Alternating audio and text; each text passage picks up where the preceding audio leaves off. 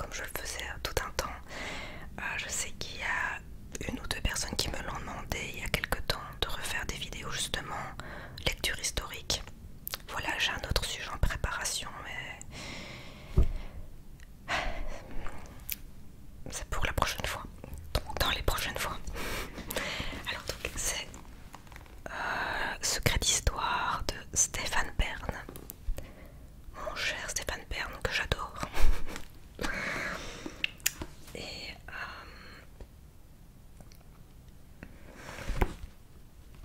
donc des éditions Albin Michel. Nostradamus, prophète ou imposteur. Nostradamus est celui qui aurait prédit l'apocalypse et la fin du monde. À la seule évocation de son nom, nous parviennent des visions d'horreur, l'arrivée au pouvoir d'Hitler et l'avènement du Troisième Reich, l'assassinat de John Kennedy en 1963 ou, plus proche de nous, les attentats du 11 septembre 2001 à New York. Aussi incroyable que ça puisse paraître, ces événements, parmi les plus tragiques de notre histoire, seraient écrits noir sur blanc dans ces prédictions publiées au XVIe siècle. Le devin prétendait y dévoiler le futur de l'humanité pour les 2 millénaires à venir. C'est dans sa maison de Salon de Provence, dans le sud de la France, qu'il va rédiger ses premières prophéties. De la fenêtre de son cabinet, il observe le cycle des planètes et des étoiles. Surtout, il affirme pouvoir communiquer directement avec Dieu, dans un dialogue dont lui seul a le secret. Plus de 4 siècles après sa mort, cet énigmatique prophète ne cesse de fasciner ceux qui s'interrogent sur le destin de l'humanité, espérant trouver des réponses dans ces obscurs écrits. Aujourd'hui encore, beaucoup pensent que Nostradamus était un incroyable visionnaire. D'autres, au contraire, l'accusent d'imposture. Revenons ensemble sur le destin de celui qui semblait détenir l'avenir de l'humanité entre ses mains et plongeons au cœur de l'un des plus grands mystères de toute l'histoire. Comment cet homme, qui se dit scientifique, a-t-il basculé dans les sciences occultes? Quel sens caché masquent ces nombreuses prédictions? Pour qui et pourquoi? De quelle manière les événements historiques ont-ils pu pour certains s'y refléter? Le nom de Nostradamus marque l'identité d'un homme dont la vie contient une grande part d'ombre. Michel de Notre-Dame voit le jour en 1503 à Saint-Rémy de Provence. Ses grands-parents sont issus d'une importante famille juive, à la fois marchande et savante, vivant à la cour du comte de Provence et convertis au christianisme. Leur influence sur le jeune garçon est déterminante. Il lui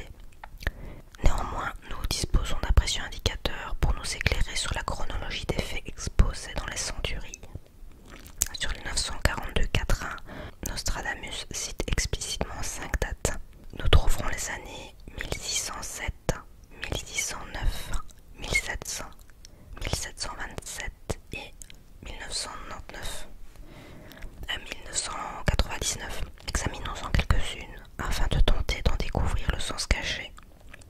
Croistera le nombre si grand des astronomes, chassés, bannis et livres censurés. L'an 1107 par sacre Glome, que nuls au sacre ne seront assurés. L'année 1607 ne rencontre aucun écho dans l'histoire de la censure de l'Inquisition. En revanche, au moment où rédigé, Sévère, soit 50 ans plus tôt, en 1557, le pape Paul IV crée le célèbre Index contre les livres jugés subversifs. Quant à Morone, l'évêque de Modène, il est accusé d'hérésie. Il sera arrêté et emprisonné au château de Saint-Ange. De même, penchons-nous sur un autre quatrain qui renvoie à l'année 1607, au point du jour au second chant du coq. Ceux de Thunes, de Fès et de Bogie, par les Arabes captifs, le roi Maroc, l'an 1607, l'an 1607 de liturgie.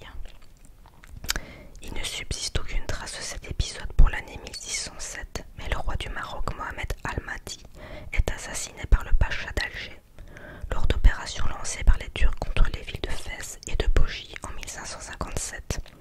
Une fois de plus, une bien curieuse coïncidence. Prenons une dernière divination datée. Clergé romain, l'an 1609, au chef de l'an sera Eslexion,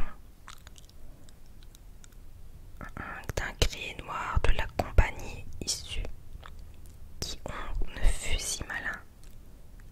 Aucun pape n'était élu en 1609. Cependant, au mois de janvier 1559, Pie IV monte sur le trône de Saint-Pierre. À première vue, aucune de ces dates ne correspond à des faits historiques marquants, du moins l'année avancée dans les textes. La seule exception pourrait être l'année 1999, marquée par la succession de deux phénomènes naturels, une éclipse solaire et une grande tempête. Cette même année, Nostradamus évoquait dans son quatrain le retour d'un grand roi. Tous ces éléments signifient-ils que l'astrologue, loin de deviner l'avenir, se faisait conteur de son époque en conjuguant les verbes au futur pour donner à ses vers un ton prophétique? Peut-être. Il est attesté qu'il se référait souvent à des événements anciens, connus de lui seul grâce à sa grande érudition. C'est en analysant et en recoupant attentivement les faits passés et contemporains de Nostradamus que les historiens sont parvenus à interpréter ces quatrains prophétiques comme celui qui ferait allusion à l'arrestation de Louis XVI.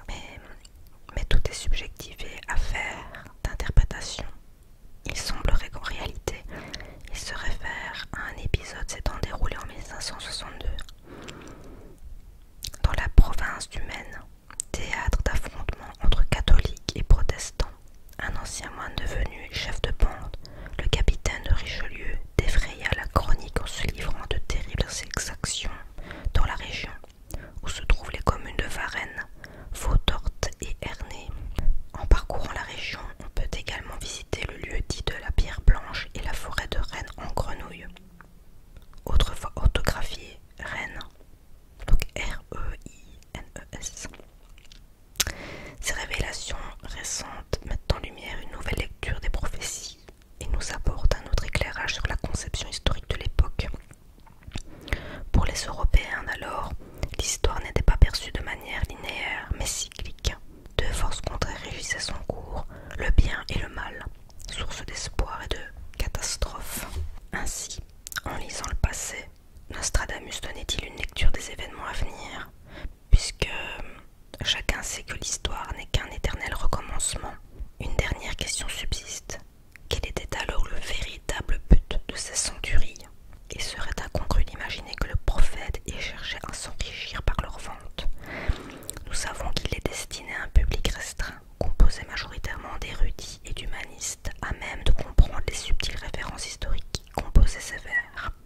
C'est principalement pour cette raison que ces prophéties ont rencontré peu d'écho au XVIe siècle.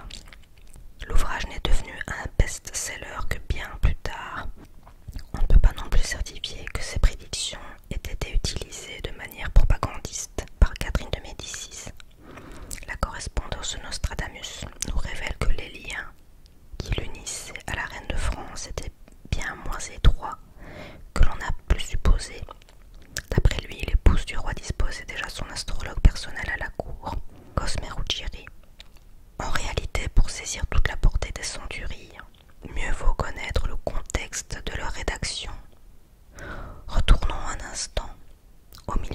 XIIe siècle, deux facteurs amplifient la crainte qui hante chaque Français de voir surgir l'Apocalypse.